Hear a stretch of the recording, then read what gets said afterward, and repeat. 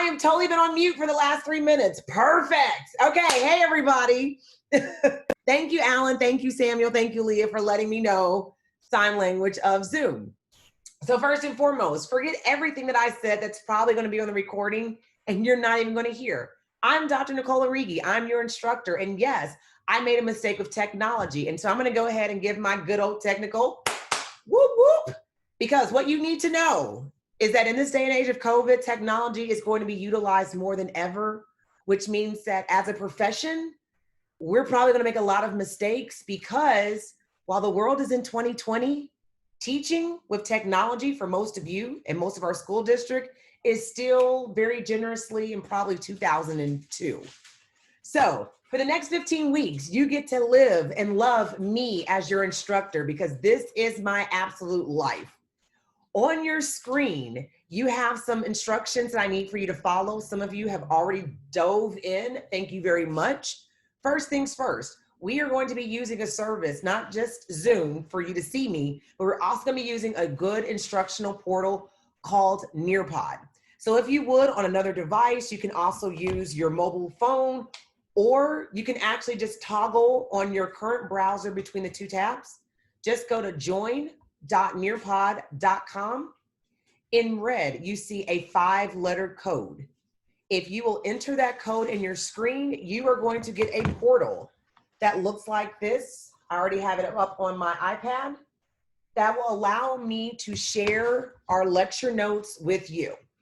The cool thing about that is for this session and for all of our sessions, I want you to sit back, relax, and just allow the content and the knowledge to move you. We're going to have a great learning experience, but I want to make sure that you know that everything that you need will be right here for you. If you are in Nearpod, you will see on the right-hand side of that screen a little note and a pencil icon. The reason why that is going to be so important is because that allows you to take notes right now, slide by slide. So if you have some old school paper and pencil and that's your learning mode, keep it out. But if you want to type and make sure that you have everything that I'm presenting slide by slide, you don't have to email me later and worry about it getting caught in the satellite space. You will have those notes and your thought moments of this presentation as soon as the class session is over. So that's a really great tool for you to use and have. The second thing is that if you could go ahead and place your microphone on mute unless you're speaking. The reason being is not because I'm going to hog the stage. It's just because our classroom is not Clay 208, where we would normally meet if we were in a face-to-face setting. Our classroom and my classroom is your classroom, and it may be wherever you are. So out of respect for you and the individuals that may be in front of you, behind you, to the left or right, hey everybody, we're gonna keep those conversations private. So if you are not speaking right now, I wanna make sure that I'm not putting your business out into our classroom. But when you are speaking, please unmute yourself. I forgot to, but please unmute yourself so that way I can hear those wonderful, lovely ideas. Also, third thing, it's going to be really useful for me to make sure that your camera is off. It's not that we're not going to have a time for you to see and showcase yourself. It's really a broadband issue. Again, not knowing where you are, I want to make sure that everyone gets the optimal learning experience for the time that we have together. And to respect that and make sure that everyone can hear what they need to hear and see what they need to see. What I have found is that when everyone's camera is off, then it allows kind of like the Zoom platform to work so much better. When I'm not speaking, I will turn my camera off and then pass the mic to whoever is next. So that's just kind of like some virtual ground rules.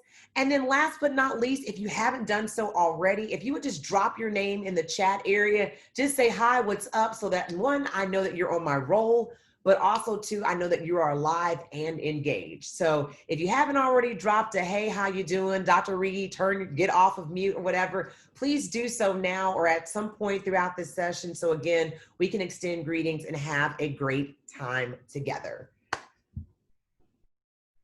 All right, thank you, Bree and Bailey. I see you in there. Devontae, good afternoon. Leah, thank you again for telling me that I was on mute, as well as Samuel and Alan. Great to see you guys. And again, we're gonna rock and roll this semester. So what you need to know about me before we actually get in and really truly get started, and thank you for those of you that are already in Nearpod, and logging in.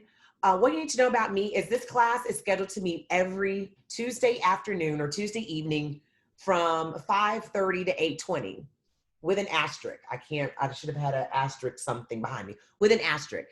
I'm a firm believer of instructional effectiveness. And to be instructionally effective, especially in this time frame of COVID, I need for you to understand that we are going to have breaks. You are going to need to get up and go to the bathroom because you can actually see your bathroom. You're going to probably need to get up and eat. I don't need you to type in that you're cooking something. At some point, your microwave or your stove is right there. You may have a spouse or a loved one that's cooking. You may have a kid in the background that needs you to feed them. So I want to let you know we're going to take breaks. They're going to be 10-minute breaks so that you can get up and get you a beverage or relieve yourself or take a phone call and do those things. But I also want you to know that when we are done with our session, we are done. So if that occurs at 7 o'clock, we will end at 7 o'clock. If we need to go until 8 o'clock, then we will do so. But I'm not going to extend the session just for the sake of honoring the time frame. My responsibility for you this semester as your facilitator is to give you the most optimal experience possible. And how I can do that is by you being fully engaged in the time that we have, and to also make sure that I use my time effectively to provide the information in a clear, concise manner so that you get what you can get and you can get to work. So with that being said, I'm going to go ahead and jump in and switch my screen over to Nearpod.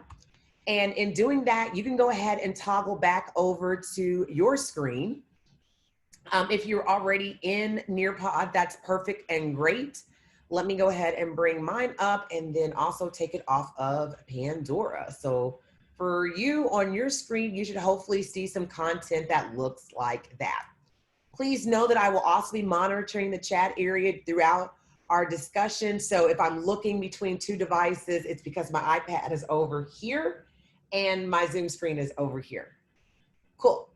So our focus for today is exploring 21st century learning and what that all means. Now, typically when I do this class, I always start off with this adage of, I am still learning. And I always admire Michelangelo, this really great artist. At 87 years old, it's like, I'm inspired to learn. And as emerging educators or current individuals in the field, I'm sure you feel that way too. I am ready to learn. However, this is a little bit of a different semester.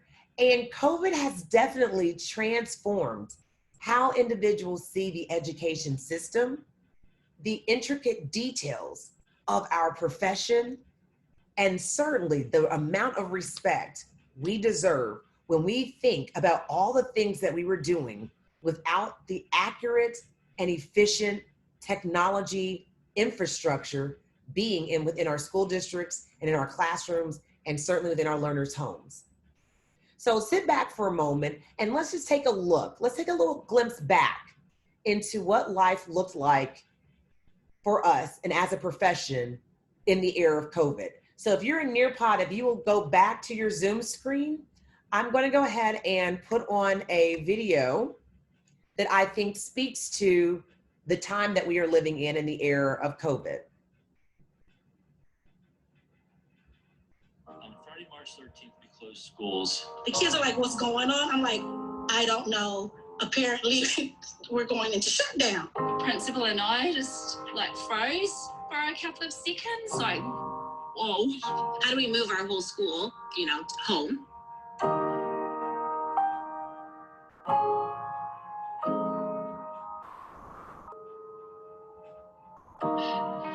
This has been crazy hard because kids were not ready for this. We were not ready for this. Trying to be like the best mom to a 2 and a 4-year-old while also being the best support for my teachers in my district. I made a makeshift desk that's nestled between right beside the washer, the foot of the stairs, and my basement.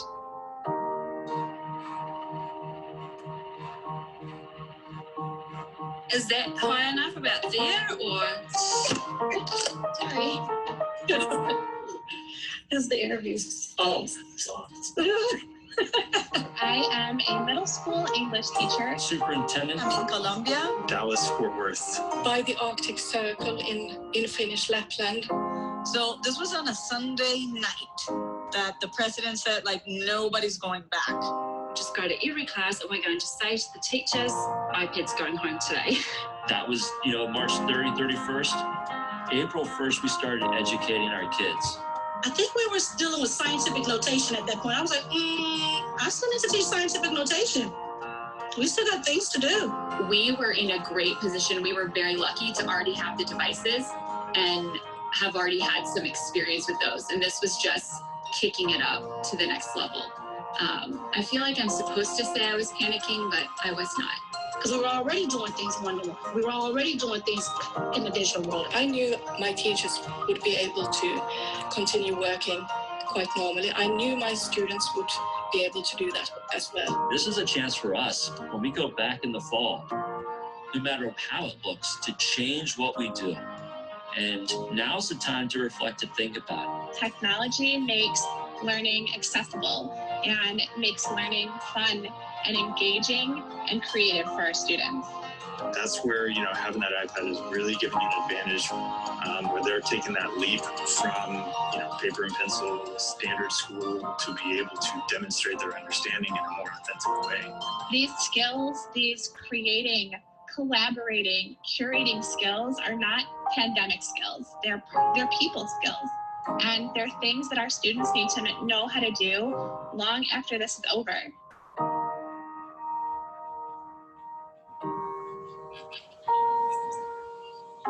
All right, thank you so much for listening to that. So I wanted to take a moment before we move forward and just ask you, what did that mean to you? So I'm gonna go ahead and open the floor. If you will unmute your mic, turn on your camera, and just give me some reflections in terms of what did that feel like to you, maybe then if you were in the classroom teaching, or what that means for you now being a participant in this course.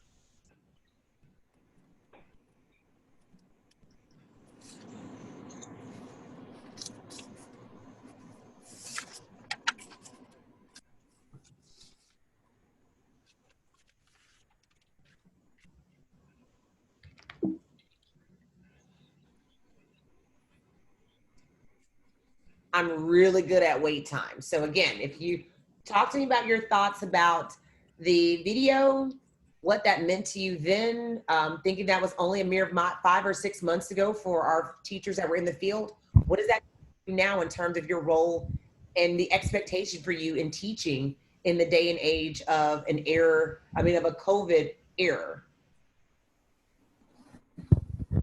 For me, that just kind of highlights how important technology is. When I was in school, technology really wasn't used as much. And we never had anything like COVID before, but it just goes to show how important it is. Sorry. But yeah, and I'm looking forward to learning how I can integrate more technology into teaching. I haven't started teaching yet, but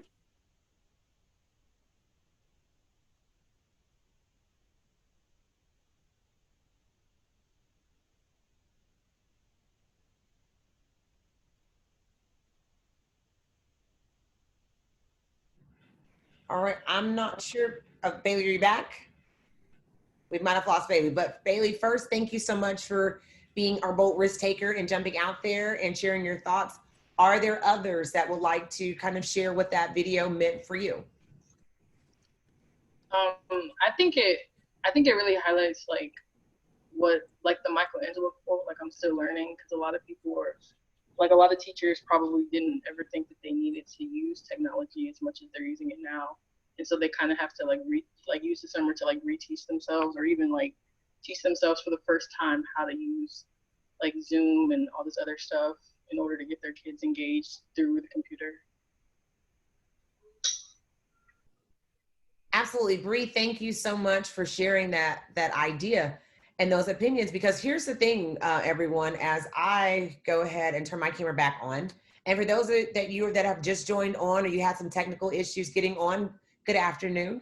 But Bree, to your point, Bailey, also to your point, and for those of you that are still thinking about your reflections, the crazy thing is that I think many of our school districts, if you were to ask teachers pre-COVID, if you were to ask many of our school leaders, certainly our superintendents or directors of schools, and even all the way up to the Department of Education at the national level, if you were to ask them, are our schools 21st century ready? Many of them would have said, absolutely.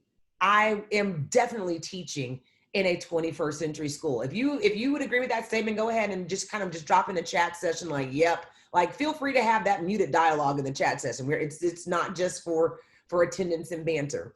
But I think many of our school districts were like, yeah, we're 21st century ready. We do the tablet thing. We do the Google Chromebook thing. We have a smart board thing. And then COVID happened. And then it was like, move everybody online. And everybody's like, that's sure. Sure. I mean, that's happened to TSU. They're like, yeah, good. Everybody go home. And it's like, to what?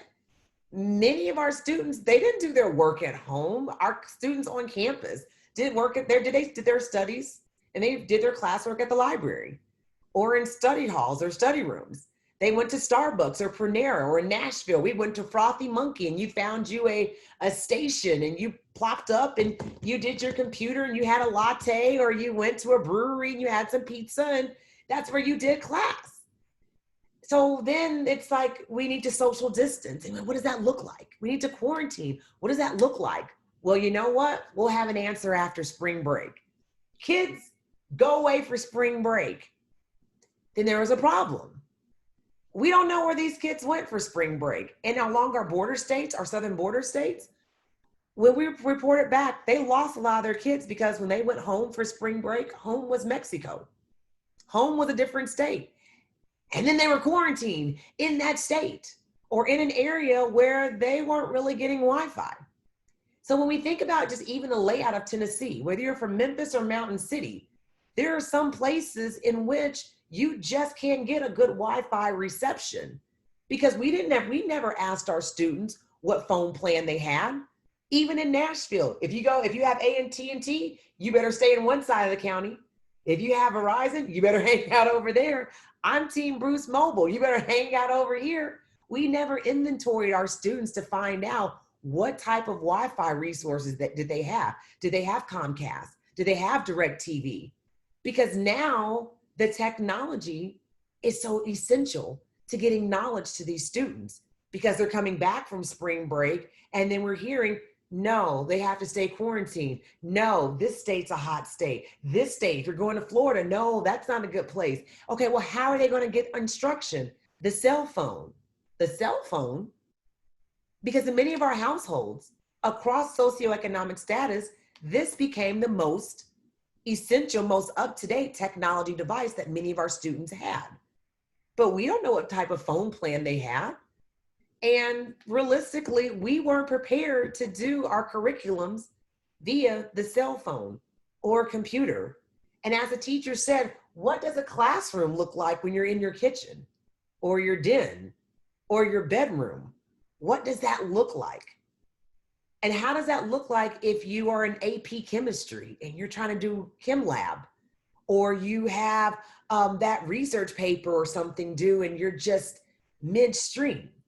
And so across the world, we saw that we really weren't a 21st century society as we kind of thought about in our head. And certainly, we really had to take a hard look at the system of education. So as we get into our discussion tonight, as we think about your role in this journey for the next 15 weeks, we have to really understand that COVID really mule kicked education and the need for technology into the 21st century. And we really have to think, when we open our schools back again, truly reopen our schools back, what are the things that we are going to need from teachers, from staff, from our district, from our leaders, from our families? to make sure that we are ready for every single type of learning environment and every single type of learning reality if a pandemic like this ever happens in the future. Any final thoughts before we move on? And thank you, Sam and Ramona and Devontae, for you guys for posting your thoughts. Leah, I see them as well. But does anyone want to come out and just kind of expand on their reflection?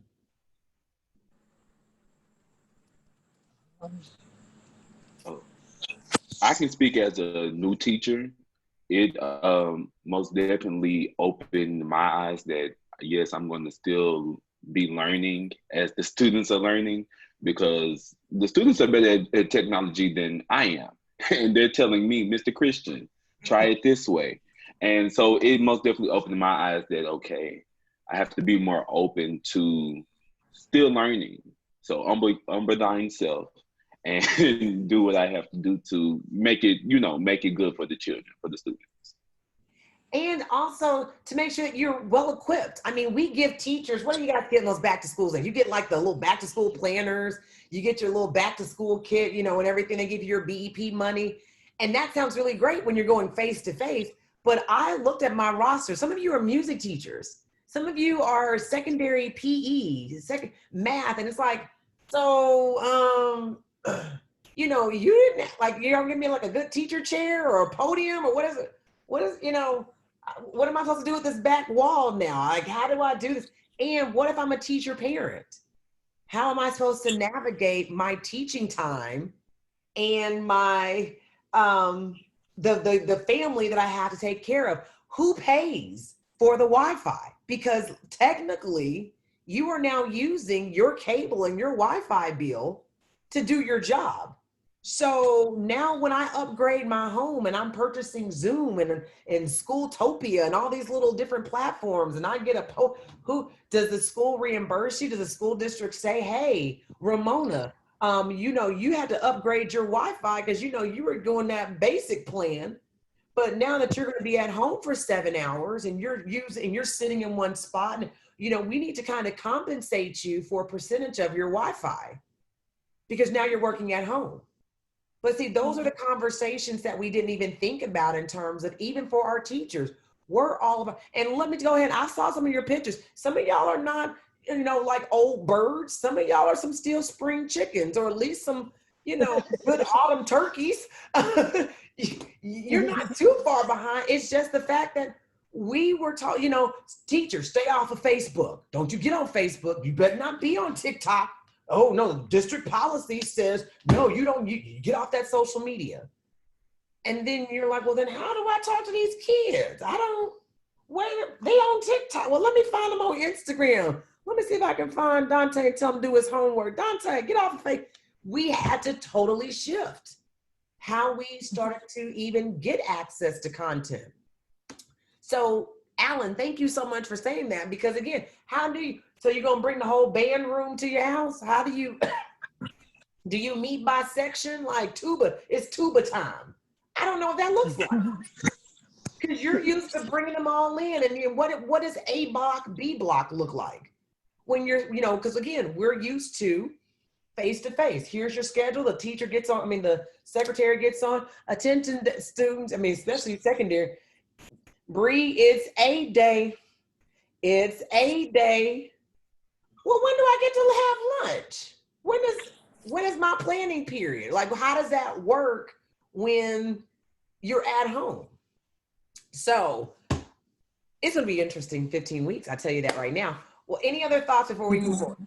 Thank you again, Alan, for sharing. Ramona, I see that in terms of technical issues, but the reflection question was just kind of how is COVID shaping and changing how you live and operate, Ramona, for you. But who else had a reflection? So one thing that I've noticed, hi there, sorry about the glowing orb in the back. I've got a weird room. So one thing that I've noticed, so I don't necessarily teach in a school yet, but I've spent the past couple of months leading workshops and giving voice instruction and doing different things via Zoom. And I think it kind of makes you realize how much patience you have to give yourself, because it's not going to be the same. You have to give yourself a break because, yeah, it's going to be hard, and kids are going to be working with, like, a lot of the time they don't want to be there and they're already at home, so they're going to be distracted. So I think the best thing to do is just realize that, you know, sometimes it's just not going to work, and sometimes, you know, change is hard. So it's okay to give yourself a break. Absolutely, Sam. Thank you so much for sharing that, because let me tell you, today is going to be a Comp Tuesday, and you're going to see the different dynamics every other week, because next week I will have my little precious dumpling with me. And even though I know this is a synchronous class where the family has chipped in to try to hold my lovely little 3-year-old down and keep her away from me, but that's just not realistic, because when I'm at home, that's mommy time for her. Typically, when I'm in class, I'm out of sight, literally out of mind. So I have to be mindful as a facilitator. One of the reasons why I said in our opening logistics, keep your mic on mute. That way, in spring, when we were dealing with COVID, I was potty training my 3-year-old. And so I had my timer set every 15 minutes. I was like, oh, break, potty time. And I had to run away and I came back. But that was not my reality before COVID, because she would have been in school and I would have been totally focused Dr. Origi. So classroom management is going to look different. How our students engaged is going to look different. And so being flexible, as Sam mentioned, you know, even apologizing for the orb. Do you think I normally teach with the power box behind me? No, I got to make sure. Of course not. But the power goes out, you'll just see me reach behind and flip a switch. But it's this new day. So we're going to go ahead and have fun and just laugh, knowing that when we come out of this, we will at least be more COVID conscious in terms of what is going to be expected of us, a new bag of tools in our teacher toolkit, but certainly how to leverage technology in a manner that keeps us sane and strong. So, couple of things. I know I jumped right on in and you said, man, like, what kind of teacher is she? We didn't do the syllabus and we didn't do the introductions. No, because we're going to do that next week. Because if you know anything about the first week of class, whether you are at the Tennessee State University, if you are a teacher in the school, you know that the first day of class, right, or the first week of school, students are dropping classes and they're looking at their schedule and go, oh, I didn't want Miss Elder this semester, I'm going to change. Or they're going to look and say, ooh, Brianna, who do you have for math? Oh, I'm going to try to match my schedule up. So I have found historically, when I try to do attendance the first week of class, sure enough, someone joins, someone drops, and then we're reintroducing ourselves. So I have moved our introduction to week 2. So next week, you will be introducing yourself, and the activity that you see on the screen explains how you are going to do it. And some of you have already done it, because I see that my presentation has changed. But you are going to create a digital name tag. So typically, you know, if you're an elementary teacher, you would do a table tent, and you would have your little name, and it would be really cool. But obviously, again, we're in the day and age of COVID, so we can't do all of that. So you will see I have already created my digital name tag, and it tells you a little bit about myself, where you can find me online in terms of Twitter or Facebook, my technology micro credentials, just so you know that they just didn't find me at Dollar General and say, hey, go teach that class. I look forward to working with you over the next 15 weeks and sharing my expertise with you, and also you sharing your expertise with me. So as I go back to the direction slide, what you will do, you will go up to this lovely plus sign and you will click add new slide.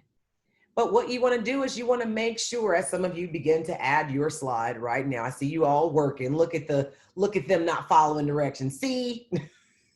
No, I'm really excited for you. What you will do, you'll go to the end of the presentation, and right now I moved my arrow down below slide number 4. So if I click that plus sign, it's going to drop in a new slide right there. But what you are going to do, you are going to basically add a slide. It's like a collaborative PowerPoint presentation, and you're going to decorate it, and you're going to basically tell me, let's go back to the directions. You're going to tell me, I don't need to know if you're main campus or Vol State. What I need to know about you, since this is my graduate class, is I need to know if you are currently teaching, what grade, what subject area, If you're not currently teaching, what's your licensure area? And again, just some fun facts, goals, who you want to be as an educator or who you know you are as an educator. And then next week, when we come online, we're basically going to go through each and every slide. I'm going to pass the mic to you, and you're going to share who you are, because my philosophy is, and this, I actually take this from my colleague, Dr. John David Tiller, who is currently the interim assistant dean of the graduate school, but also a member of our tech team here at TSU. He said, every student has a value, a life value of $1,000. So as I currently look at my roster of individuals logged in, 1, 2, 3, 4, 5, 6, 7, 8. There's 8 students in the Zoom session. That means that there is a wealth of $8,000 of life knowledge in this room. My responsibility as an educator is to make sure that I acquire as much of that value between now and November. If I walk out of here with $1, I haven't taken any time to invest in any of you. If I walk out of here with $7,999, that means that each and every week you guys have poured into me and I've poured into you, and I'm going to siphon out your knowledge, your skills, and your dispositions in this educational journey. I encourage you to have that same mindset so that every single class that you sit in, you don't see just a student who's on a roster. You see an individual that has knowledge, that has connections, that has resources, that can help you along this journey, that you can help advocate for. So if you didn't know your worth, and I might be selling you short, you might say, Dr. Rika, you ain't met me. I got about $5,000 worth of value around here. At least know that I expect you to know your educational worth in this class. And so every week I'm going to bother you because I need to make sure that I get my money's worth out of you in this class. And certainly, because you kind of pay tuition, that you get your money's worth out of me in the time that we have together. Agreed? Cool. So one of your tasks, put it on your to-do list for next week. This is an assignment in eLearn, but I wanted to show it to you. You are going to go ahead and design your digital name tag. And I'm going to go ahead and give an early shout out to Princess Norman. I don't see her on the call yet tonight, but I do see she is slide 3 and has already created her digital name tag. So I look forward to just seeing all of your beautiful faces and your beautiful designs. And this is a really cute, clever icebreaker for those of you that are teaching, those of you that are trying to think of cool ways to kind of start your class off. This is just a simple Google slide. And I just shared the link out, created the template, and I just send the link out and I tell my students to introduce themselves. And we do this every semester, just kind of as a way to not make it all about me, but to give them the floor to say, hey, this is who I am in this learning space. Any questions about this particular exercise?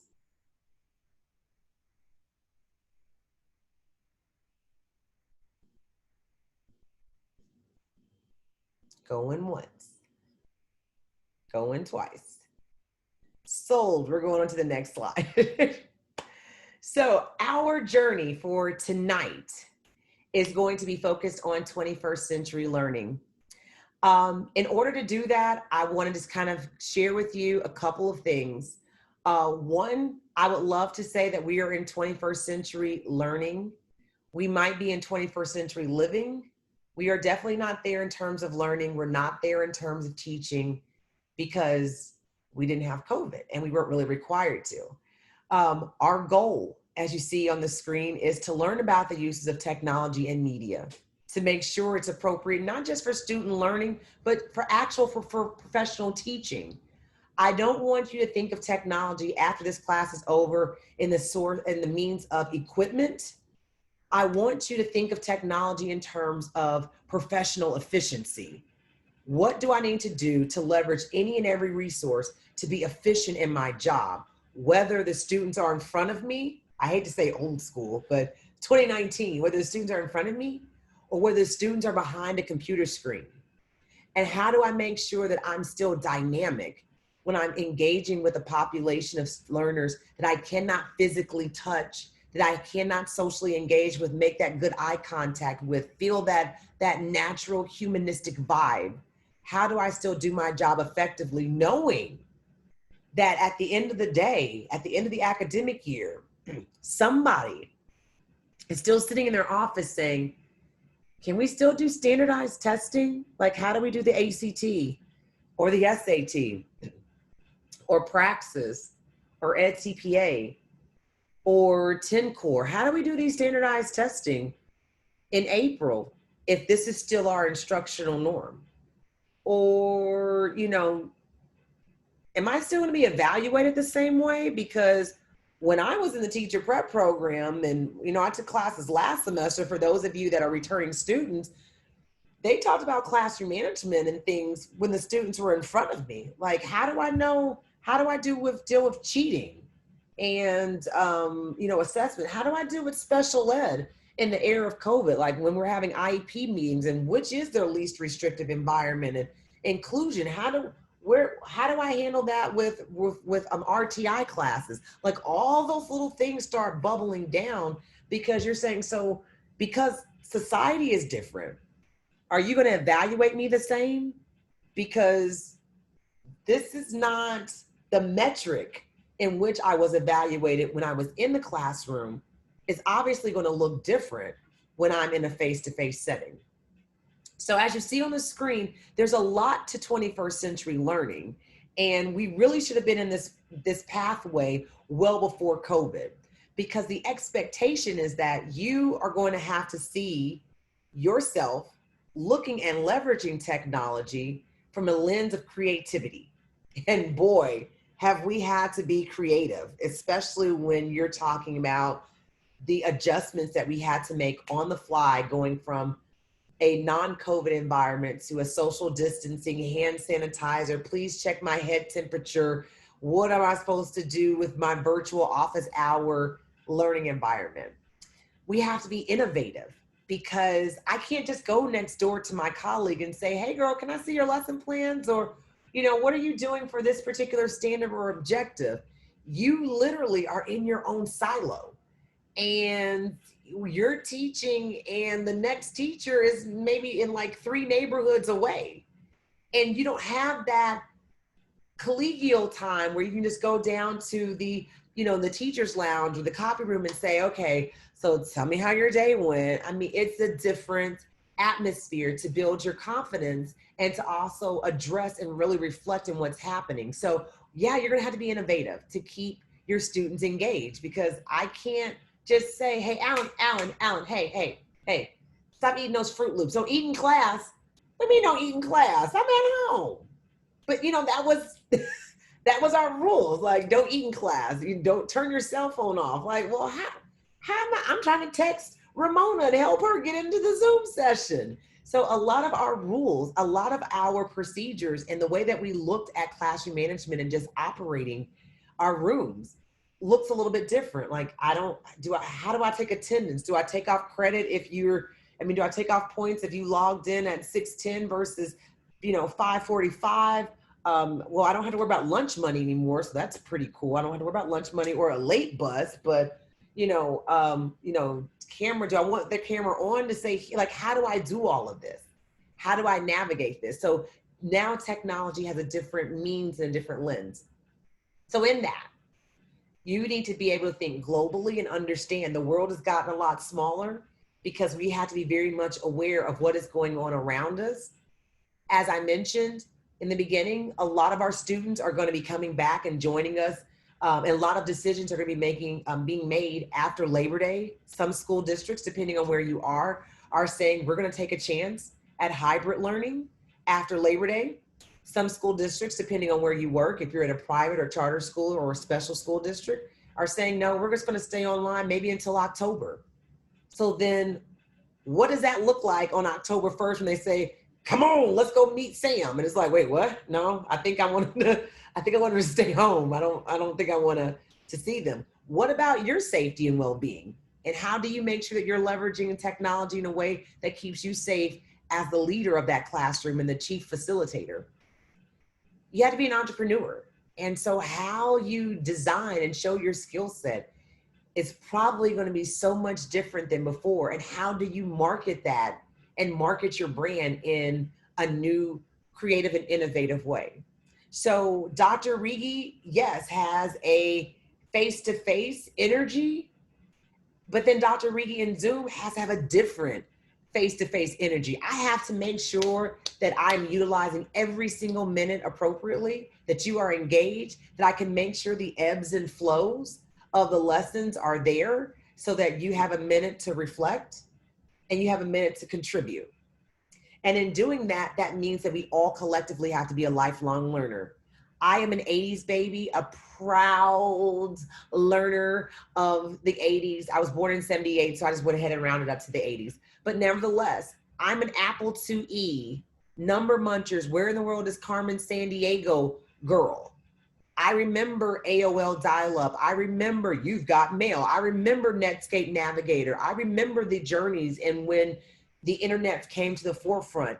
I remember my teacher prep program and graduating from UT Martin in 1999. And at no point did they ever prepare me to teach in COVID. Nope, no point. I've been at Tennessee State University. This is going on now my 16th year. And I have taught this class every single year. And every single semester I have had a student that has told me, I don't really know why I need to take this class. I really, really hate technology. I really don't think I'll ever have to use it in my classroom. And this year, I'm waiting to see which one of you is dare going to tell me that, knowing that I have teachers in the classroom that haven't seen their students yet. And many of your comments are like, I don't think I can afford to not know how to use technology. It's a weird day and age. So yes, how we use and leverage technology is going to be so much different, but buckle up. You have a facilitator that is like a Red Bull on a mechanical bull. I'm all over the place, but I'm here to make sure that you know that we are in a deep dive and have a lot of fun doing it. But first, we need to know who you're going to be. So a couple of things, and then we have a break. What instructional technology is to me is this beautiful, harmonious love marriage of technology and use of tools for the teacher and the student. I like to think of it in terms of the 2 E's, the difference from exposure to technology. This is a phone. That is my computer. That is my iPad. To the experience. And I think Alan mentioned it in some of his comments. I think Sam, you alluded to it in some of yours. Your students experience technology. If you go on to TikTok or Instagram or Snapchat or YouTube, they are experiencing technology. And whether it's right or wrong, they're in it. They're utilizing the tool. And so, as Alan mentioned, as teachers, we kind of have to play catch up. You know, we're still like, oh, we use the copy machine. That's our experience. Oh yeah, I love my copy machine. I love my DVD player. I love my telephone. But are we using that to leverage learning, to inspire learning, to construct learning? So, as you see on your screen, technology doesn't make teachers more capable. You as teachers have to have that desire to be more resilient, more flexible, to be curious, and to say, hey, it may not work for me, but it might. It may make my job easier. It may make my learning more accessible. So it may allow me to be more palatable to my students. So we're going to look at the benefits. We're going to acknowledge that there are technology gaps, there are skill differences, there are socioeconomic and cultural differences, because realistically, not every culture is designed to go online. For a lot of our international students, even at Tennessee State University, the idea of having some of our students, particularly in certain regions of our countries, of the world, excuse me, when you say turn your camera on, that is not, I'm getting lines of the sun rays. That is not always culturally conducive for a lot of our female students, particularly for some of our Middle Eastern populations.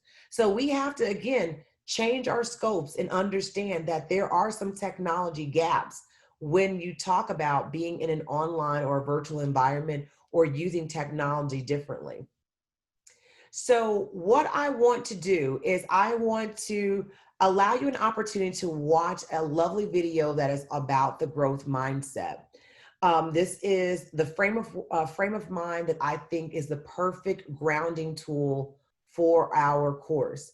I've activated it so this video, if you're in Nearpod, should be able to play on your screen by hitting the play button.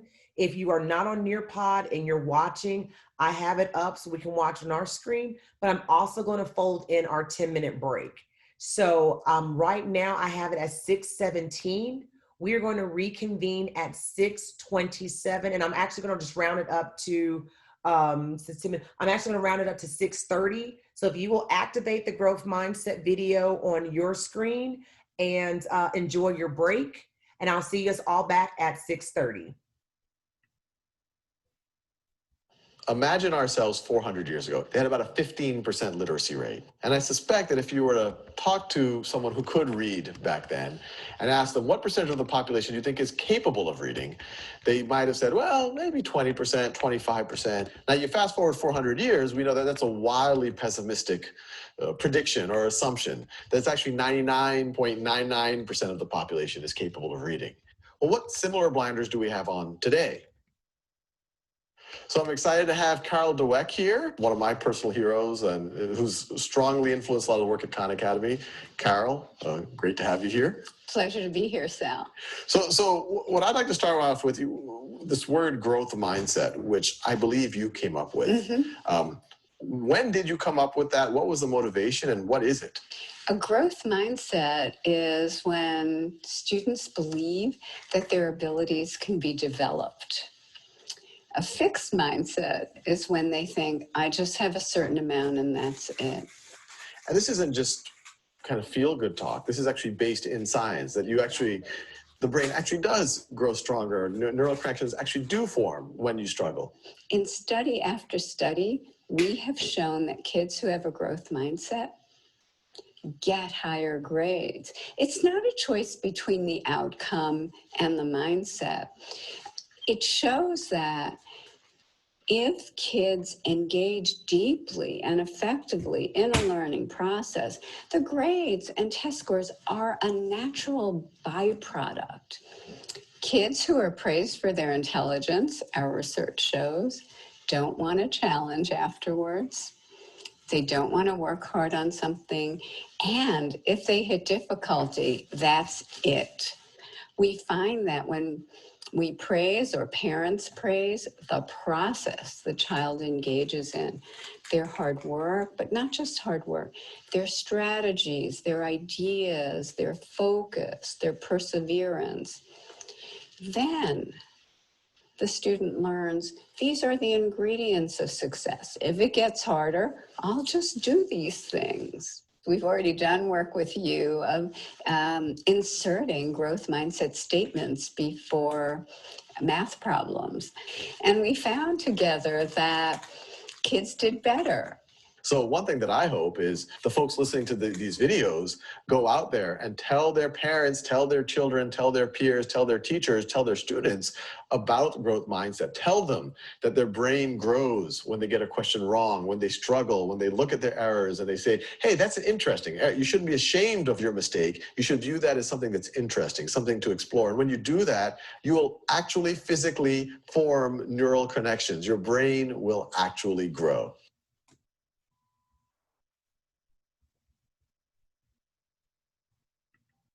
All right, again, please enjoy your break. We'll resume class at 6:30. If you have not watched the growth mindset video, please do so while it's still accessible on your Nearpod screen.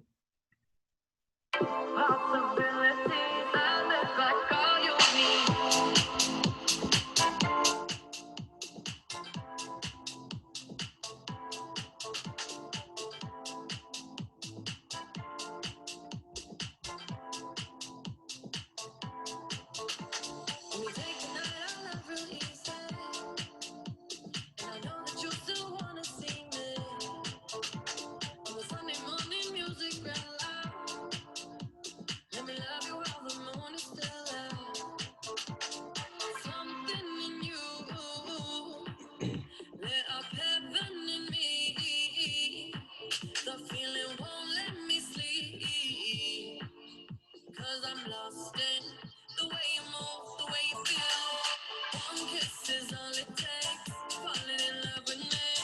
Possibilities. I look like all you need. One kiss is all it takes. Falling in love with me.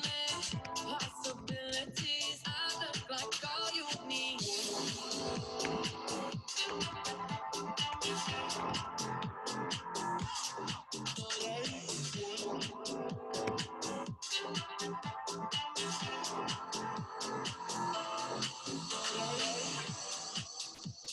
I just wanna feel your skin on mine. Feel your eyes do the exploring. Passion in the message when you smile. Take my time. There's something in you. Lit up heaven in me. The feeling won't let me sleep. Cause I'm lost in the way you move, the way you feel. One kiss is all it takes. Falling in love with me. Possibilities. I look like all you need. One kiss is all it takes. Falling in love with me. Possibilities. I look like all you need.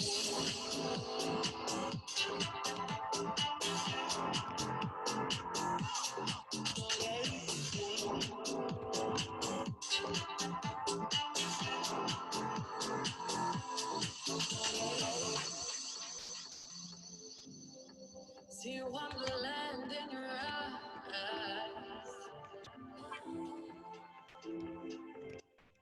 Might need your company tonight. Something in you. Lit up heaven in me. The feeling won't let me sleep. Cause I'm lost in the way you move, the way you feel. One kiss is all it takes. Falling in love with me. Possibilities. I look like all you need. One kiss is all it takes. Falling in love with me. Possibilities. I look like all you need.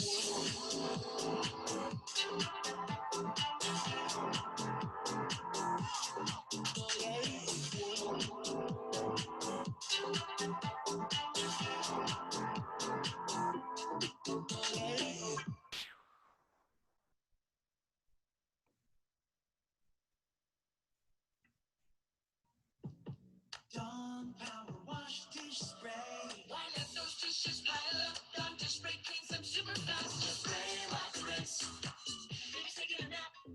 Clean those bottles in a snap. Just spray, wipe the rinse. Dawn dish spray, it's a spray for your dishes. Filthy mess in a blender. Clean it easy, clean it fast. Just spray, wipe the rinse. Dawn power wash dish spray. How's it work again? Just spray, wipe the rinse.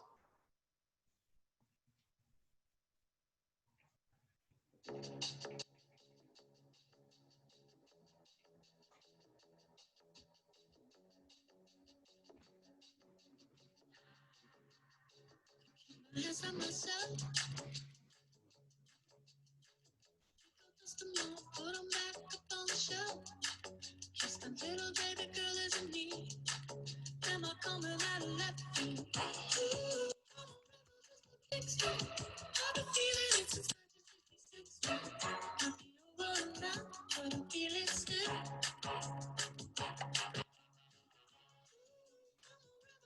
Kickstart. I've been kicking like it's 1986. I'll be over and out, but I feel it still.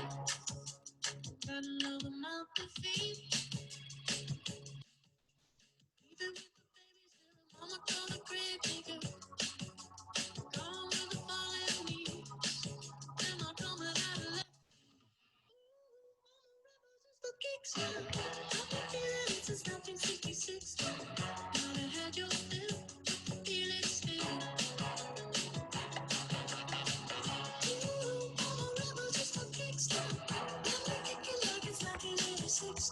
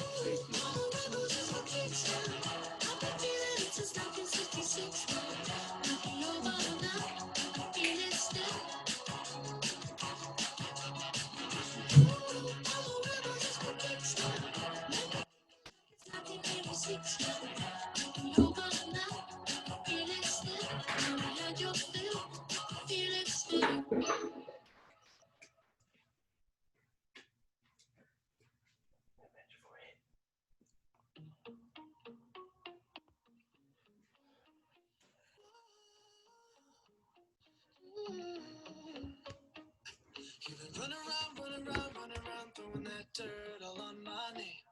Cause you knew that I'd call you up. You go around every party in LA. Cause you knew that I'd be at one. I know that dress is karma, perfume regret. You got me thinking about when you were mine. And now I'm all up on you. What you expect? You're not coming home with me tonight. You just want attention. You don't want my heart. Baby, you just hate the thought of me with someone new. Yeah, you just want attention. I knew from the start. You're just making sure I'm never getting over you. You running around, throwing that dirt all on my name. Cause you knew that I'd call you up. Baby, another way, where you stand and face your face. You already know that you want. Oh, I know that dress is coming. 1 minute countdown, everyone.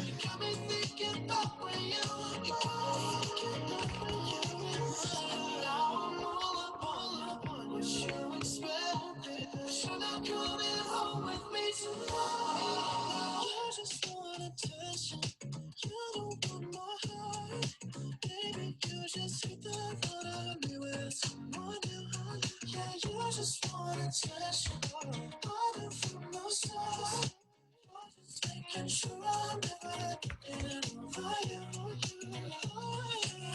What are you doing to me? What are you doing? What are you doing? What are you doing? What are you doing? What are you doing? What are you doing? What are you doing? What are you doing? What are you doing? What are you doing? I know that dress is coming, perfume regret.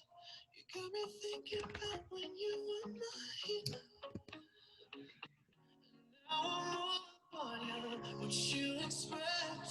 But you're not coming home with me tonight. You just want attention. You don't want my heart. Maybe you just hit the thought of me with someone new. Yeah, you just want attention. I know from the start. You're just making sure I'm never getting over you. What are you doing?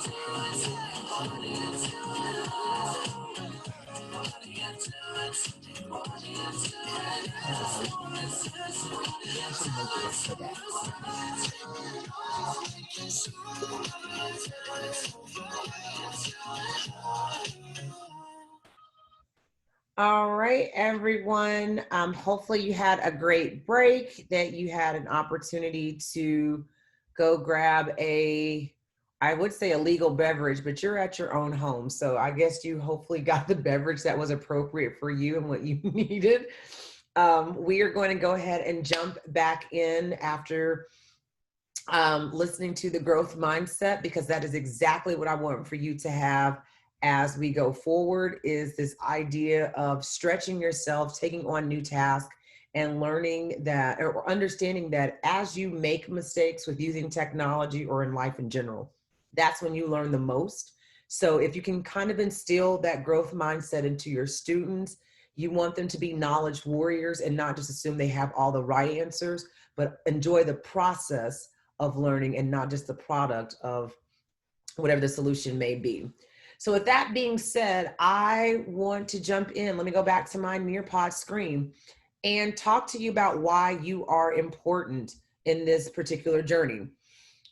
On the screen, left side, you see these lovely definitions of media, but that's not important because in 2020, I know that you've had some exposure and experience with each of the 6 types of media that you see on the right side of your screen.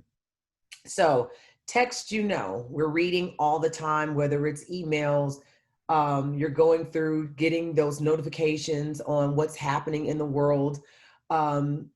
That's what keeps us informed. And so we know that digital literacy is not going anywhere. We just are not going to lose that skill set. I hope we never do, that we still value the print and the printed media. Then audio. So how we hear and take in information is going to be so important, especially in the digital age, because what you hear does not necessarily mean that's what you comprehend. So as you are designing content, yes, designing in this course content for your learners, and even as I'm designing content for you, I have to make sure that my mental intent matches up with your understanding and your cognitive understanding of what is going on.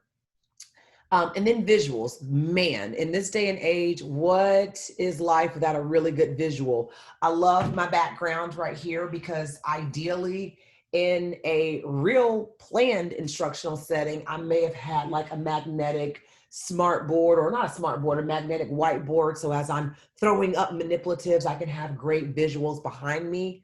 But again, that would be us knowing that COVID was going to actually happen. So I know that there are some, if you actually go on Teachers of TikTok, because if there's one particular tool that I have fallen in love with in my life of quarantine, it's this group called Teachers of TikTok. And they have given me the best ideas, even though I'm a college professor. They have given me the greatest ideas to tap back into my elementary and early childhood days of designing different walls, which are their learning centers. So they just kind of move their iPad or their laptop to just different spaces and how they're able to leverage their home as a learning setting. Pretty cool. Video, man. Okay, I've already told you TikTok.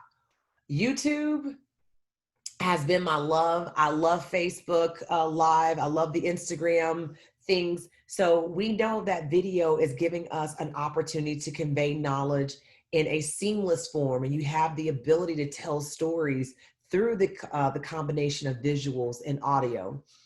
And then manipulatives, because now more than ever as educators, and I'm laughing at Alan because even though his camera is off, I'm still thinking about this for music. Those of you that are physical education teachers, in terms of what those manipulatives will look like.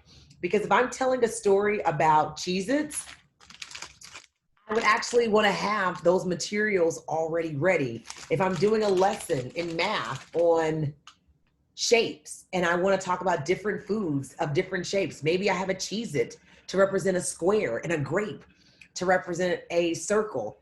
But one of the things that one of my mentees, she's a first-year teacher, is doing this year, and she said, Dr. Reedy, what I've thought about is in terms of manipulatives, I will send home and I will actually do a video of all of the manipulatives that they're going to need for their lesson for that week. And I just do it's a really short, quick video that says, hey, this week you're going to need a cup with juice, and you're also going to need a candle. And so they have that all laid out. And so that way during the week, it's kind of like that Rachel Ray experience when you're cooking. So that way each week or each day when they have class, she already knows that her students will have already had their Cheez-Its and their cup of juice and their candle, and they're ready to engage in the lesson. But the most important manipulative, or the most important media that I see on the screen, us, people, we are a form of media. We share information. That is the whole concept behind social media. What makes it livable, what makes it breathable, what makes it dangerous are the people that are engaging with that technology. So again, this whole idea that in our teacher life, we get equipment, But in our social life, we experience technology. So it's moving us along that spectrum of understanding that we are a type of media. So based off of your certification area, what you feel, or just maybe socially or personally, I would like for you in your pot to just go ahead and tell me what type of media do you feel is most important in the instructional setting. And if you're not able to be joined in Nearpod right now, if you will just type in the chat area, which media do you feel is important for you? So I'll give you a moment. You just pick one of the choices and hit the blue submit button to lock in your answer. And thank you, Devontae. I have your response. Sam, I see yours as well. Alan, thank you. So I'll give you about a minute to do so.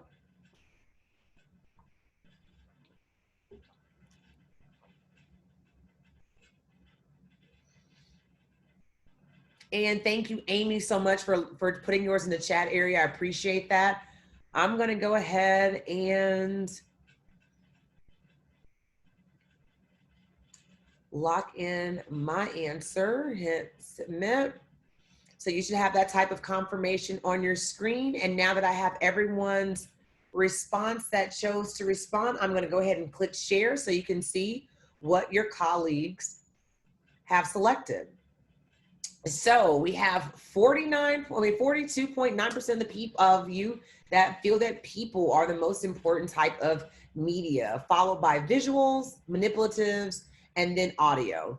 So even though we didn't have anyone team video or team text, I think the most important things, I see you, Ramona, she said manipulatives. The great thing about it is you have to understand your role, and all of these things play a part because each and every type of media speaks to the preference and the learning styles of one of the students that's going to be in your classroom.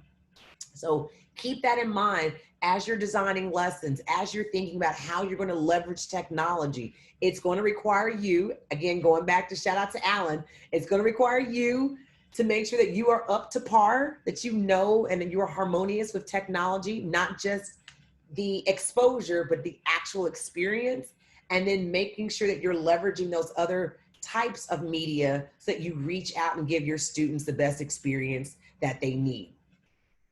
So that means that currently your experience with technology has probably been, teacher-centered.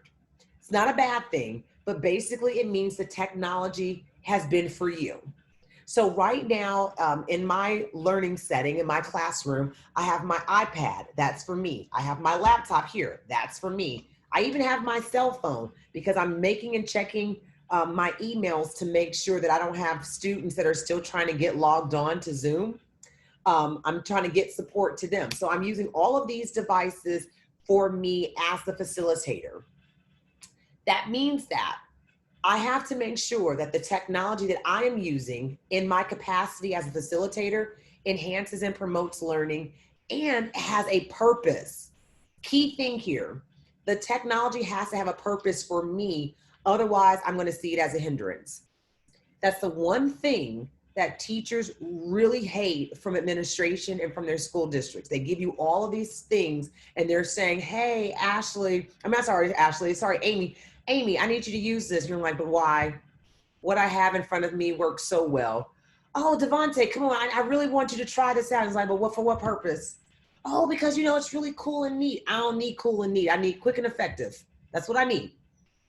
So it really makes sure that when you're using technology, that it's not just about the flashy bells and whistles. There are a lot of teachers out there, even at TSU, that have iPads that say, I want an iPad. Why do you want an iPad? Because I want to see pictures of my grandkids. Really? Really? So how does pictures of your grandkids on a $900 device help Sam pass praxis? Or can I really take that iPad and say, you know what? Brianna, you're a math teacher. Let me show you the really cool math apps that I have on my iPad. Or let me model for you how I could use the iPad and still teach and give you some opportunities to kind of take some stress off of you as a new teacher. That's what we expect from our teachers. In addition to that, we expect a digital teacher to understand that there are standards, to understand they have to continuously grow their capabilities. Technology is always changing. So just because I learned how to use PowerPoint, just because I learned how to use PowerPoint in 1995 at UT Martin does not mean that's the same features of PowerPoint in 2020. So we always have to keep up, and we have to make sure that we are in a community of global practice so that I'm not only just learning the tools, but I'm also sharing it so that the learning is not just optimal in my classroom and then the student leaves and goes over to Bailey's classroom and their learning drops. I want to make sure that I'm also sharing my knowledge, and we do have a global community of practice. There are some teacher technology standards, but we're not doing that on the first day of class. We're not. I'm just going to show you the pictures. Take a look. There are 5 teacher standards, but we're not going to dive into that tonight. You're welcome. But please know that by the end of our learning journey, your final product and your final project for me will be explaining how you have evolved your knowledge, skills, and dispositions to align to these standards. But again, we're not doing that tonight. We're not, I know, Devontae, you're upset, you're sad, too bad. We're not talking about those standards tonight. You'll get over it. So student-centered instruction. This is awesome because this is all about how the students experience technology. So imagine that kindergartner that started school this year who has not been in the classroom, excuse me, who's not been on the carpet square, who's not telling you the days of the week and counting the straws. Oh my gosh, the 100 days of school, what is that going to look like in a year of COVID? But they're not doing all their regular stuff. They're now using technology. That 5-year-old or 6-year-old that's in kindergarten, hopefully they're not 6, but that 5-year, we'll go with a good 5. That 5-year-old that's in kindergarten, how are they going to be experiencing technology this year? Being in front of a computer, getting their activities and things in a virtual platform. What skill sets do they need to have to really understand learning going forward? Then what does that look like for that 5-year-old in the first grade? That 6-year-old now, moving into the second grade, the third grade. If you've had 12 years of really experiencing technology for learning, what should you be able to do in high school? When you graduate from high school, should we really have to teach students how to use Microsoft Word in college if they've had 12 years of experiencing and truly utilizing that software? What if we were teaching students and utilizing numbers or Excel as a part of their regular math curriculum? Would they be really afraid to do statistics in grad school or working on their dissertation? What about, oh my gosh, what about in terms of creativity and innovation? Why do I have to do a written book report? I mean, again, I'm all team text, but what if I did a book report and I actually used video to actually reenact a different ending to To Kill a Mockingbird? Or I really put I used, I'm in Alan's music class and I use GarageBand or SoundCloud or whatever and do a remix to a musical composition of Beethoven or Mozart and apply it to teaching kids about limericks or metaphor, onomatopoeia. Why don't we doing integrated lessons? Because now I can do a quick TikTok video or have my own catalog of instructional tools, because now I'm not just sitting there taking in knowledge, but I'm taking it in and I'm recreating it, because the technology is not just a tool of equipment, hardware. It's now an experience. It's a way of life, because I know that people are media and people are going to go on and watch my TikTok video or my YouTube. They're going to go ahead and give me a like and say, man, you taught my child a new way of doing fractions, because you're a 5th grader and she's a 5th grader and excuse me, she got it. And I, as a teacher, I did my job. I gave you the foundation, but you put a flip and a dip to it because you yet leverage that technology to make it interactive, to think about how it shapes and changes learning for others. The teacher is the manager of learning. But how that teacher takes it to the student and makes it a seamless component of their lives changes the whole game. So Bailey, let me go to you. To answer your question, you can access this presentation right now. If you are in Nearpod, in the top right-hand corner of your screen, I'm going to just reiterate this just for everybody that's in Nearpod and joining us. If you are in Nearpod, on the right-hand side of your screen, there should be a little icon that looks like a notepad and a pencil. If you click on that, it will allow you to send this presentation that you're seeing on my screen in Nearpod. You can choose to send it to your OneDrive, Google Drive, or you can have it emailed to you. So the moment that this session ends, you will have you will have the content from this presentation as well as any notes that you take on each slide. So I just want to remind you of all that. Bailey, thank you so much for that question.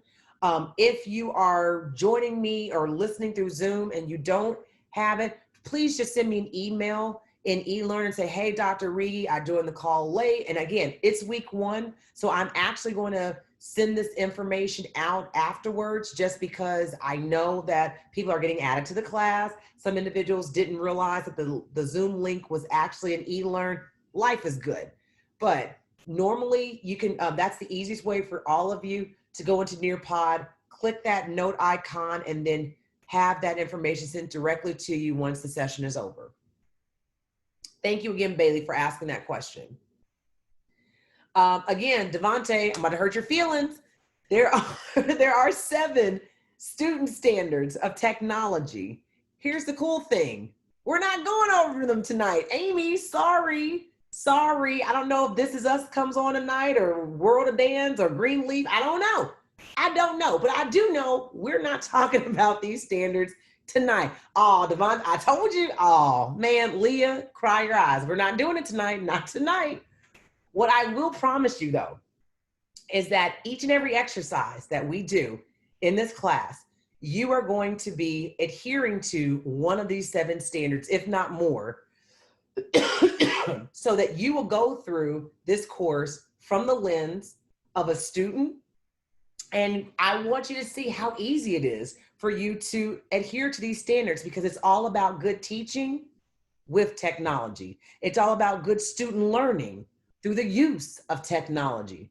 So each and every week, you're going to go through these experiences. Well, what do you mean, Dr. Reedy? Like, give me an example real quick, because, it's only 6:49. Perfect. How about being a good creative communicator? So that digital name tag assignment, you are going to creatively design your name tag. And next week, I said, yes, next week, you're going to turn your camera on and you're going to introduce your dynamic self to your peers. Boom, we knocked out a standard. I made you happy, Devontae. So there, we covered one. But each week, you're going to do an exercise or an activity or have an experience in the class that's going to knock out one of these standards. And you're not even going to know it, because good teaching is not about telling your students, like, today we're going to do this standard. I mean, yeah, we do that, but the how you do it is what's cool to your students. You want to seduce them into learning. So you help them learn, and then you tell them on the back end, you know what, man, Sam, did you know that you were a knowledge constructor? It's like, you know what? I like that. That's a good, I'm going to tell my mama. Let me go text her. Mama, I was a knowledge constructor tonight. That's how learning should be, is that we want it to happen in a seamless environment where it's just great to know that we did it. So again, yes, Sam, you were a knowledge constructor. So again, we're going to cover each and every one of these 7 standards in your capacity as a student for me. But by the end of the semester, I'm telling you in advance, your final exam is going to be looking at how you went through this experience and how you can translate that into meeting those standards as a teacher. And so, yeah, we're doing that Stephen Covey, begin with the end in mind. That's all the standards we're talking about. Close your eyes, boom, it's a new slide.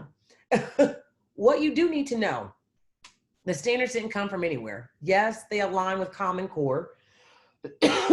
Otherwise, they would never let us talk about technology if it didn't align to Common Core. But it's really about good teaching.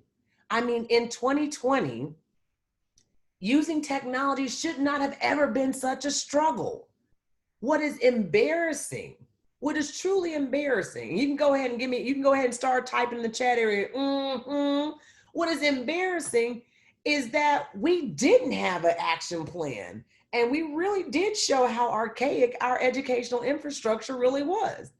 You don't really hear across the world how other countries are panicking about sending their school kids to school. They're like, oh, in China, they're like, well, we were already doing the mask thing, but this is what we're doing. And there's some videos out, and I don't know if they're, fake news or not, but there are videos out there that show the kids going up to these sanitation stations, wiping their hands, putting their little, putting their backpacks on the bin, and they're just going on about their day. We're not hearing that the educational systems of the world are at a standstill. But in America, like, I haven't heard anywhere, now maybe I'm not watching the right, like the BBC or whatever, but I haven't heard that Oxford University is closed. I haven't heard about these, that the great schools of Europe have been at a standstill. Now, again, maybe they're not broadcasting that, but something has to now happen and be totally transformed if we're saying the entire US educational system is at a standstill, not necessarily because of COVID, because again, we'll figure that out. I mean, we've been dealing with head lice for years, chicken pox for years, the flu. I mean, how many, those of you that are teaching, you know what it is to have those kids just sneeze on you. You're just like, okay, all right, okay, thank you, sweetie, go blow your nose, and you just keep on teaching. You take that vitamin C shot and you go and you just keep on. We've been there. What we haven't been in a situation is where we felt so ill-equipped to do our job. And we are a resilient profession. We have worked under the craziest situations without COVID. And some of you are happy that some of these kids are at home. Look away, that's why your camera's off. I don't need you to look at me. Ramona, turn your camera. You cannot laugh in the camera. You're not supposed to tell on yourself. Ramona, she said, yes, I am. All those kids, because all the Johnson kids can stay at home. But we have endured a lot. But to be in a situation where we're now, you saw the teacher saying, like, I have to teach scientific notation. You're like, well, how do you teach scientific notation at home? Now I got to go back into my COVID building and get all my teacher books to go back and figure out, how do I teach scientific notation? Look, Google, Siri, Siri, teach me how to do scientific note. Can Alexa just teach my class? Alexa, teach these kids. We have to do better for our profession, not because it's what you needed, it's what we always deserved. So as we move forward, I'm getting past these standard slides. I feel like Devontae is going to get excited. He keeps seeing standards and standards. We're not doing that tonight, Devontae. What we are doing, Leah, is that we're going to talk about moving us on this classroom continuum from traditional to digital. And so phase one was basically, I think, kind of where education was. We were kind of dabbling in the land of technology, depending on your school district and the vision of your administrator and kind of how they saw technology working. If you certainly were in high school or middle school, you probably saw a lot more technology. If you were in elementary school, you had computer day, and you might have had a smart board or something, but you had computer day. So we dabbled with it. And then we kind of did a phase two, we'll do old things and old ways. And, that's how we used to do it. And you heard people say, oh, girl, I tried to do that. And Leah, we did that in 2008. It didn't work. So we're not doing that anymore. And I'm like, okay, I guess we'll just do it how it's been done. And then, like I said, COVID happened. And then you have to realize I have to do, new things for the old ways. And then ideally, where education should have always been moving is new things in new ways, because that's what our students are looking for. That's what they get in every other sector of our lives. Go into a hospital and ask yourself, especially now, go into a hospital and ask yourself if you want to be at a phase two or phase one with your doctor. Go in there and see if you want to try some 1920 medical treatments in 2020. What are you doing with that axe? Oh, we're just gonna just chop your foot off. No, no, no, I don't think we're gonna do that. I don't think we're gonna do that. So in every other profession, think about even the banks. Forget the banks. Think about Walmart. I don't think Kroger's, I don't think lately I have even gone through a checkout line anymore. I mean, you just like, you know what? I'm not even going for COVID. Let me just go ahead and bag my own groceries. You think they would cut some of the prices since you're actually having to do the bagging labor? But nevertheless, it's like, I don't even go, hey, Sandy and Al 4, no, I'm just going to bag it myself. Beep, beep, beep. But some of you remember, watch how all the young people put their head down. It's like, I don't even know what she's talking about. Some of you used to remember when you had to go write those checks. And they had the little check machine, looked all fancy, like, look at the little check going around the thing and read the check. Don't cash, I post-dated it. Yeah, some of y'all don't even know what post-dating a check is. You were like, okay, so look, this is what it's going to do. Watch it. Look, Ramona, stop laughing. It's the 18th, but I'm going to put the 30th. That's when you can take the money out the bank for my tuition, on the 30th. Don't put it in there. Don't cash this check today, TSU. We're going to put the 30th of August, and we're going to pray over it. Let it be there. So for our students, their understanding of learning is now truly face-to-face, it's distance, it's blended, it's online synchronous, which is scheduled, or it's just totally online asynchronous. But that also means that as a teacher, we have to be the jack of all trades and make sure that we can reach them at whatever phase they are. And hopefully for our colleagues and for our profession as a whole, move them into where we need to be so that as we go back into normal, whatever that's going to look like, we come in demanding the services and the equipment and the resources to make sure that we truly stay in a digital atmosphere and environment.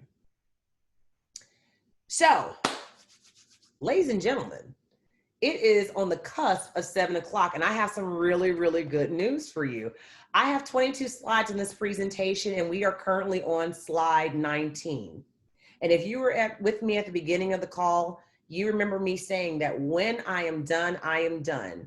So I'm excited to tell you that we are on the final cusp of our content for this evening, and I will open the floor for questions. But I want to make sure that you understand that I will be toggling between Nearpod as well as eLearn so that you can see what you need to have for next week.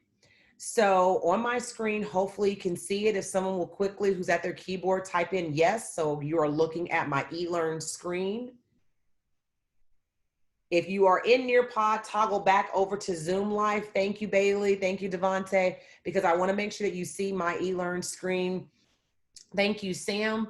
I'm in our class portal. What you see right here is the area in which you will access the Zoom link each week. I've already plugged them in. So every Tuesday around 5 o'clock, 5:15-ish, that gray button will activate yellow or blue, and it will allow you to join the Zoom session. If you don't like the music, blame Pandora. I don't have a background in DJing, and I figured instead of just playing Michael Jackson all the time, that's my dude, that I would just go ahead and do the top 40s or top whatever in Pandora. So there you have it. Okay, so in the class, couple of things. First, here is the Dropbox. So the Dropbox is where all of your assignments are. You will see that I have already mentioned the digital name tag. We talked about that earlier in the presentation. So that link is there, and you see that it has a August 25th deadline. Your assignments each week are due Tuesday at noon. Tuesday by noon, Tuesday by noon. That way, hopefully, I have an opportunity to have your assignments graded by the time we come to class by 5:30. One of the reasons why that is important to me is because I always hated being in college where I had to wait 2 weeks to get my grade. And then they said, well, the work for next week is, you're like, wait, I don't want to do next week work. I didn't see my grade. I didn't see my grade from last week. So I can't give you next week's work until I see this week's grade. So that's going to be the time frame. So I will be typically working feverishly between noon and 5 o'clock to try to get all of the assignments graded. Obviously, if you turn it in before noon, as soon as I see it in the Dropbox, I will do my best to get it to get them scored. But I just want to let you know, or be aware of that deadline. The other thing is the syllabus. Let me go back. It's under the content section. You will see the getting started area on your navigation window. I'm in my faculty account, so the layout may look a slightly different, but there's an introduction to the course, all about me. You'll learn more throughout our journey. Here is the course syllabus. I intentionally did not read the course syllabus. Research has shown that 25% of the students read the syllabus. However, it is our learning contract. So it's our prenup. So you better read it. you better read it, or I'm gonna get all that $1,000 that I said you were worth. The most important thing that I do want you to take away is that I do have a online scheduler. So when you email me to my TSU account, it will, there at the bottom of the link, it will say like, if you would like to set up an appointment, and it will take you to my online scheduler. This is when I'm typically holding office hours. It's between 11 and 2. That typically seems to be, since I know many of you are at home, that seems to be the good time frame range of when lunch things may be occurring. High school, I know you let out by 2, so your lunch may be a little bit earlier. But shoot me an email to my TSU account. I'll be more than happy to set that up. And that meeting will be via Zoom or via conference call, depending on your preference, so that I can address your questions, comments, concerns, or complaints. The other thing that's important about the syllabus, because I know how you are, is the grading scale. This is on a graduate grading scale. The most important thing you should take away from this is that it is on a point system. If you want an A in this class, I'm talking to those of you that just tuned in. Hey, I'm your instructor. If you want an A in this course, you need to earn a minimum of 665 points. That is your magic lottery number, 665. That's the number. No funny math. If you have 665 points, ladies and gentlemen, from Leah down to Sam, you have earned an A in my class. Now, Dr. Reed, I'm tired. How am I gonna keep track of my points? Boom, on page, what page is that? Let me see if I can scroll down. The page number doesn't show up. Whatever page this is on. It is a point system, a registry where you can keep up with your points. Every assignment, as it's reflected in eLearn, if you have completed your digital name tag, that is a 10-point bonus. So you can start ahead with points already in your bank. Boom. If you get your 10 points, just put them over on the side. And you can keep track of your points throughout the semester. That way, you know your progress every step of the way. I never, ever, ever want learning and your accomplishments in my class to be a secret.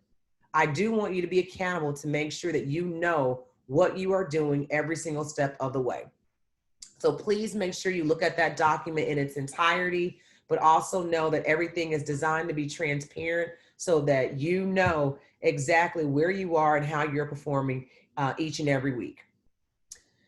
In the content area, again, you were going to start with module 1. All of the modules are already open. Some of you have already peeked in and looked around. We have an introduction, your learning objectives, readings, and resources. I want to make sure that you feel like you have the support that you need to guide us and as we go from week to week, as well as a checklist to make sure that you can organize your weeks appropriately. Typically, nope, never mind. That's not a typically. Your deadlines are provided there on the screen. For this week, we have the digital name tag and an e-portfolio link. So I'll reference that in a moment because that's the last bit of content that we have in Nearpod. And then, like I said, we're done. You have the digital name tag. So that's going to be your activity to introduce yourself.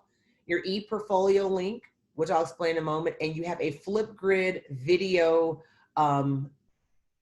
reflection on technology integration. So let's just go ahead and take a look. Digital name tag, again, I already referenced that in our Nearpod presentation. If you joined late or did not get to see that information, Please know that the link to access the digital name tag is provided here, as well as the directions. And these are the same directions that are reflected in the Dropbox. For your ePortfolio link, what I'm asking you to do is to choose between Wix, Weebly, or WordPress. And I'm actually going to toggle right back to Nearpod really quickly so you can see this. If you just want to follow along in Zoom, that's totally fine as well. This particular assignment adheres to the COVA model, and that is choice, ownership, voice, and authentic learning. One of the things that I mentioned in the presentation was that I want you to start thinking about being an entrepreneur and recognizing that you have a value to the educational system. You are imparting knowledge or on a journey to get certified to impart knowledge to learners who are going to take your experience and use it to make their lives whole, and hopefully in a positive manner. In doing that, especially now in the day of COVID, we need to know more about you, since I may not be able to go into your classroom immediately. So you are going to be working on designing your digital brand. We're going to have our icebreaker in which you're doing the name tag. But now I want you to think about how you are going to establish yourself as an educator in a field of in the field of education. So first, you need to select a platform. It's your choice. That again is that C model of COVID. Second, once you select your platform, go through the process, make sure it's what you like. Toy around with it. Look at some tutorials, figure out which one kind of speaks to you in terms of your skill set and your comfort level. When you decide on your platform, think about how you're going to give it a username. So you may type in your first, middle, and last name. I tried to pick something unique because Nicole Kendall always gets confused with Nicole Kidman, which also gets confused with Kylie Nicole Jenner. So I named my class the Kendall Cubs. It was something that I had back in the days of my teaching years with Metro, but I wanted something that was unique and represented my class. So my class, I call them the Kendall Cubs, not because I'm from Chicago, I'm from Detroit, but it worked for me. I thought it was cute and I like little teddy bears, so Kendall Cubs. That helped me to personalize my class. I still have that website to this day, and it's amazing to me the number of students that I've had from many moons ago that still pop on that page and say, I just wanted to see if our Kendall Cubs page was still up. It's not updated, but it's still live. I do still manage that domain. The reason why that's important is because the third option speaks to this idea of ownership. I want you to own your brand. As an educator, you need to recognize that your brand is highly important, which says what you are going to be for your students. It's almost as important as athletes when they wear the team jersey logo on the front and have their name on the back.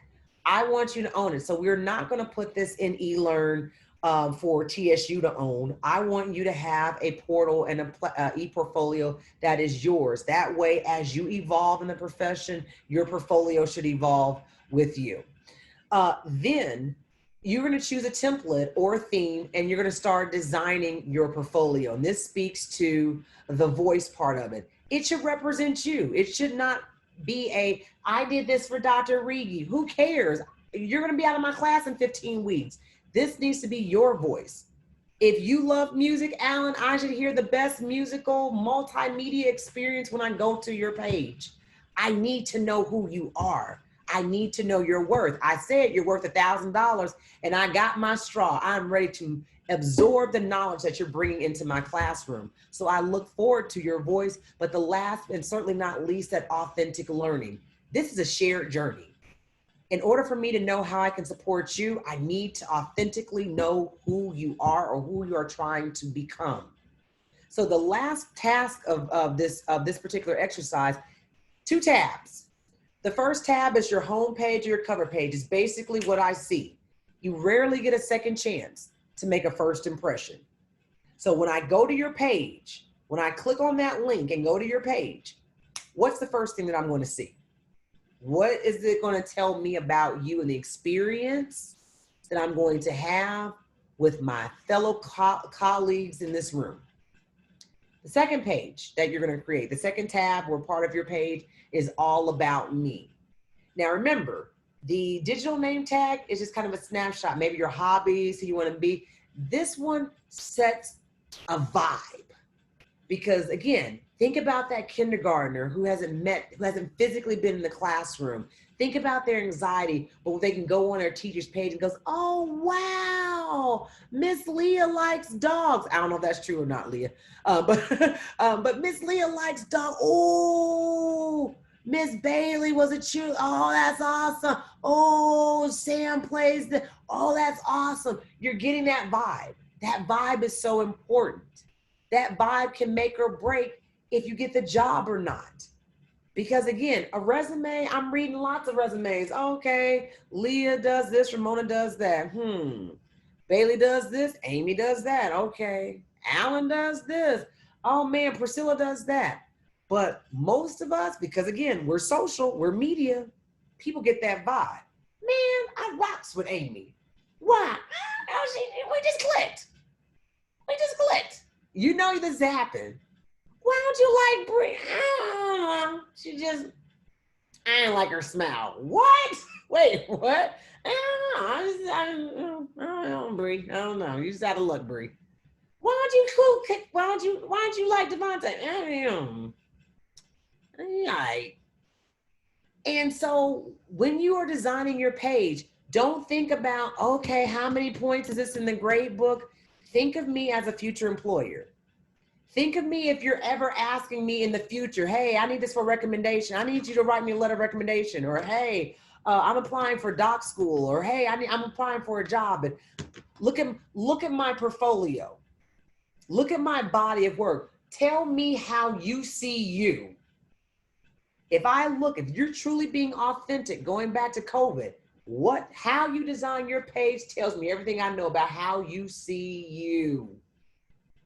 What you think about you, what you want people to think about you. So I'm excited because next week, when I start getting these deliverables back, all I'm doing is I'm learning about the individuals that are in my classroom, what you bring to the table. And let me tell you, I am educationally hungry to know about you.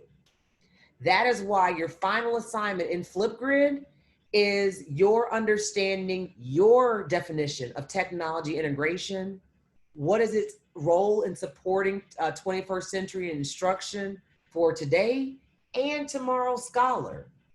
What you will do is you will click on the Flipgrid link. It will open up, and I will tell you right now, Flipgrid works better. If you're not familiar with this particular software, it works better if you're using Google Chrome. And if you don't have Google Chrome and you don't want to go through the hassle of downloading it, I can send you the direct link so that you can try to do it, or I can also send you the QR code so that you can use Flipgrid on your phone. There is a mobile app for Flipgrid. But basically, you click on the red record button, you record your response. I will get an email in my TSU faculty account saying, hey, Leah posted her Flipgrid and you will receive a response from me. The goal for this week is to brag about you. That's your task for these three assignments, these three opening assignments. You are going to introduce yourself to the class by creating your digital name tag. You are going to design the first 2 pages of your e-portfolio, copy the link. And if you see, let me go back to the directions. Please make sure that just send your link to somebody else first, or open the link in another browser to make sure that it's actually the published link and not the link that takes me to your personal account, because it will ask me for your username and password and I can't view your page. So make sure that you actually click publish, you take that link, and that's what you upload into eLearn. That's all you don't have to put it on a file. It will just ask you to paste in your e-portfolio URL, and I will get that information and view it. So you are going to introduce yourself to the class, designing your digital name tag. And again, that will be our activity for next week. You're going to design your e-portfolio so I can see who you are week 1. And then again, hint, hint, or that's your final. As we go to the end, if you fast forward to November, you will conclude your e-portfolio and it will have all of the work that you've done in this class captured. And again, you'll be reflecting on yourself. You're going to start off this class talking about you. You're going to end this class talking about you. So those of you that stress out about finals, Leah, you got 15 weeks practicing talking about you. Get it together, girl. Get it together. And then finally, you're going to tell me about your understanding of technology integration. So I'm excited for two reasons. One, because if you thought we had more to discuss, we really didn't. We're wrapping up, you guys. Two, because you get to talk about yourself. What a great way to start off a course, not with a research paper, but designing a digital name tag, starting to build your portfolio, and then telling me your ideas about what this course is going to mean to you by understanding and defining technology integration.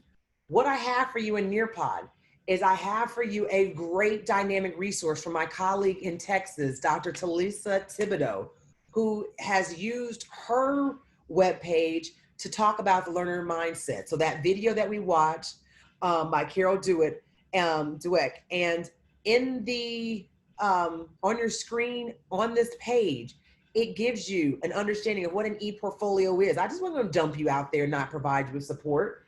It also has a link that talks about COVA. So if you wanted to get more information about that particular idea and philosophy, it's there for you.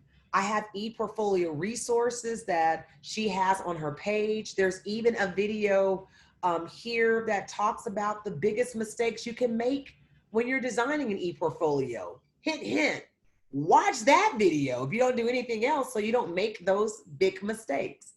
And then at the very bottom, because I don't know where your journey is going to end, but she has resources there so you can see what a K-12 portfolio looks like, some samples. K-12 leadership, maybe you're a teacher today, but you have aspirations to be a principal or director of schools tomorrow. So you can see what that portfolio template or some different styles there. Maybe you're here for a minute and you want to go into corporate, work for a nonprofit organization, start your own school, maybe be in education policy or politics. Look at what that portfolio layout could evolve into. Maybe you have aspirations of being a higher ed practitioner like myself. And so there's examples of seeing where your portfolio can go or grow. And I have found that some people right now have two different hats. And so you may have a portfolio for your K-12 audience and the classes and the students and families that you're going to serve. And then maybe you want to have another portfolio on the side for the person that you know you want to be in your 3, 5, or 10-year plan down the line. So that resource is there. Hopefully you will find it meaningful. Again, there's additional information on the learner's mindset, because that is something I hope that you will embody in our time here over the next 15 weeks. And finally, one cool resource that I think is a useful tool is Edtopia, because as we continue to move along that continuum and truly appreciate the different resources that are out there as we try to navigate the education within COVID, I want to share with you resources like Edutopia that help teachers with different ideas, articles, ideas and inspiration for you to take into your classroom, whether it's in the actual school building or in your kitchen. With that being said, everyone, it is 7:20. I open the floor to you for any questions, comments, or concerns that you may have. If you have none, if you will just put no in the chat, or if you have questions, unmute your mic, because I have done what I feel is my job for the day, but I definitely want to make sure you have what you need to prosper over the next week until we meet again.